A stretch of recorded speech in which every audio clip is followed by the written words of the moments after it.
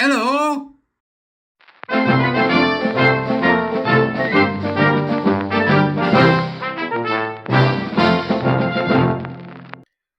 Beep, beep, beep, beep, beep. All right, how you doing? Hello, 'tis I. Here, yesterday, do you remember? We had, we're passionate dentists. We had nonsense about microaggressions and all that usual rubbish from these race-baiting gender loons in the South Pole, with the penguins and the whale seals, right, yesterday. So today, we've got climate change that can be used to teach children about race. A national curriculum review has been told. This comes from not Runny Bunny, what they call it, the Runnymede Trust, bunch of nonsense merchants. So unbelievable, quite frankly, unbelievable. Can be a warrior teacher starting in April. Let's go. Climate change can be used to teach children about race. A national curriculum review has been told. Gosh. Global warming should be used to allow teachers and pupils to explore conversations about race, according to the Runnymede Trust. Runnymede Trust are a bunch of hard left lunatics, by the way. Just nutters. The Race Equality Think Tank told a review into the curriculum commissioned by Bridget Phillipson. It's interesting all this stuff they're doing with the curriculums. Is it curriculums or curriculars? Because they're doing it in Ireland as well. Funny, isn't it? It's all happening at the same time. It's almost like they're trying to impose some kind of belief system on the public. I'm going to go all Matrix on your ass. Oh my God, help us. Right. Bridget Phillipson, the Education Secretary, that such discussions would allow pupils to discuss more openly the impact of race on them and its relationship to a wider society. One of the Trust's recommendations is thought to be aimed at encouraging teachers to throw light on the unique, unequal impact of climate change on different groups in society, such as in developing countries. Climate change is racist. It's not geographical, it's racist. It's just, this is ridiculous. Now, but it provides us with a very good example of something that I've been trying to get into people's heads so that they understand exactly what it means. Because it is vitally important to understand that the template of critical social justice, which includes critical race theory, critical environmentalism, queer theory, gender identity ideology, that's the four heads of Hydra, that they lay a template across anything. And then it infects everything in the template. So if you imagine your average school, maths here, maths, science, one end maths, and the other end humanities, literature, all that stuff, civilizes the world, civilizes us, that kind of thing.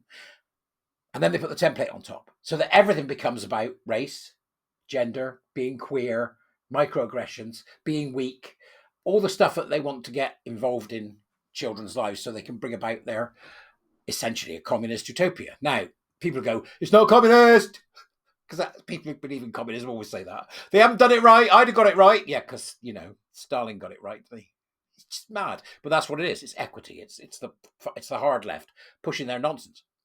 So one aspect of the... to be able to have conversations about in regards to race. Well, they won't just do it with this. I can tell you now. It'll be in maths as well. It'll be in everything. That's the point.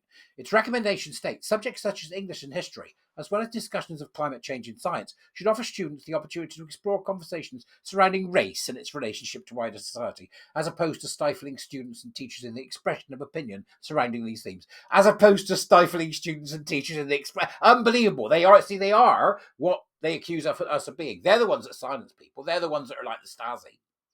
The submission is one of several seen by the Telegraph, which argue that climate change and sustainability should form a more central part of the curriculum. No, it shouldn't. Stop wasting people's time. Rubbish. Absolute, utter rubbish.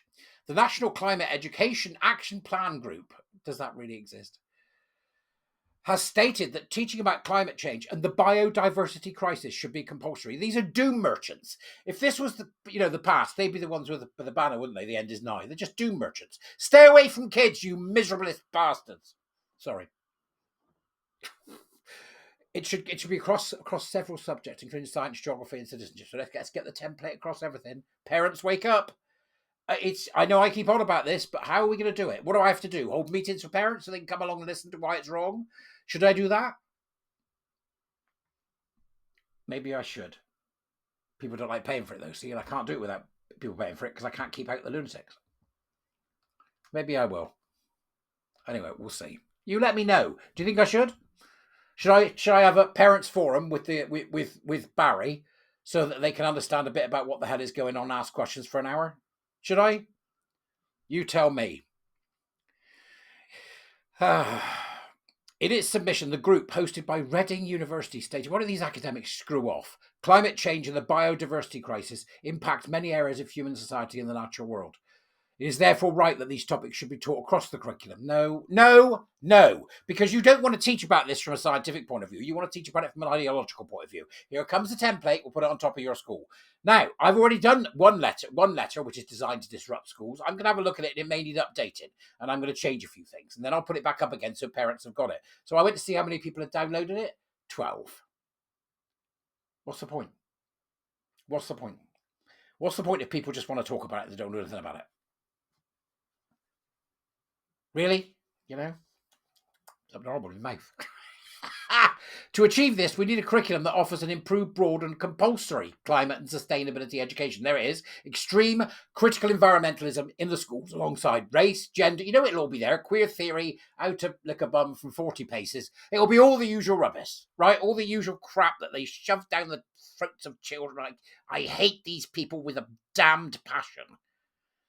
Miss Phillipson ordered the audit of England's education system within weeks of Labour's election win last year, pledging to breathe new life into our outdated curriculum. No, you don't. You don't want to breathe new life into it. What you want to do is build an ideological factory that will produce sausages that all come out the other end as exactly the same, and you will brook no dissent. You watch how nasty they get when parents start to fight back. We're already seeing it.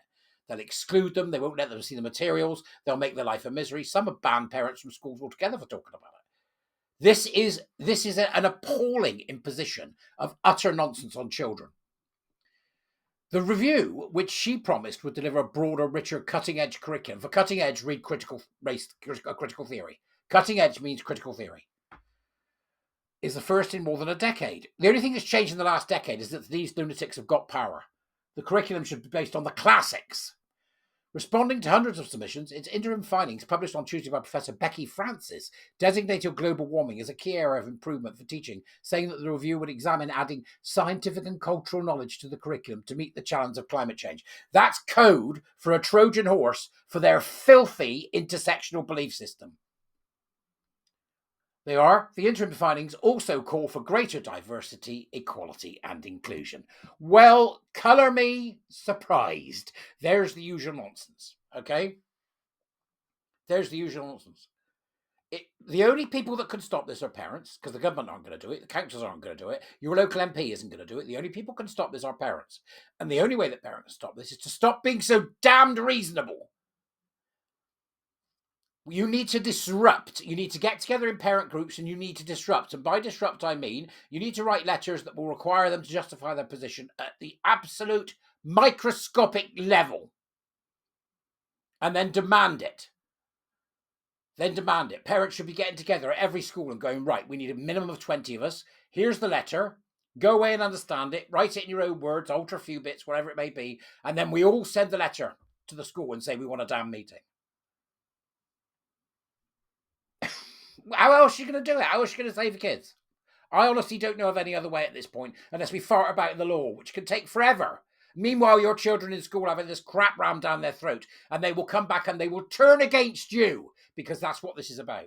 It's about taking away parental control, and it's about creating Mao's children, or the Nazi youth. We've seen this before. Critical social justice is an extremist ideology, and it's time that it was recognised by our country that it is. And after that, I want world peace. But then I always do. I'm going to see you later. Bye-bye. Bye-bye, everybody.